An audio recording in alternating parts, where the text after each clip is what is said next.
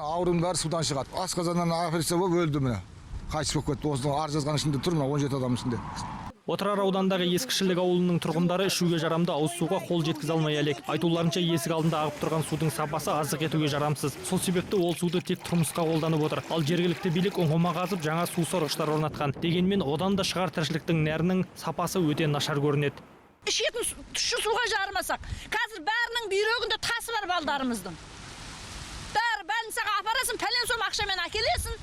Бүйрегі не болды? Судан тас. Не аламыз о, қолдан келмейтін нәрсені айта бергенде, жырлай бергенде, қақсай бергенде шеге шықпайды оған. Аудан әкімінің орынбасары ауыл тұрғындары бізге бұған дейін шағымданған емес. Ескішіліктегі судың сапасы ішуге жарамды. Тіпті кезінде ол суды өзім де ішкенмін деді.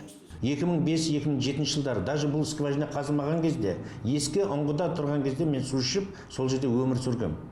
И қазір де мен ағайындарым тұрады, мен жалпы менің түбірім сол ауылдан туған, менің ата-бабам өскен. Ол жерде бұндай мәселе, күрделі мәселе еш уақытта болған емес.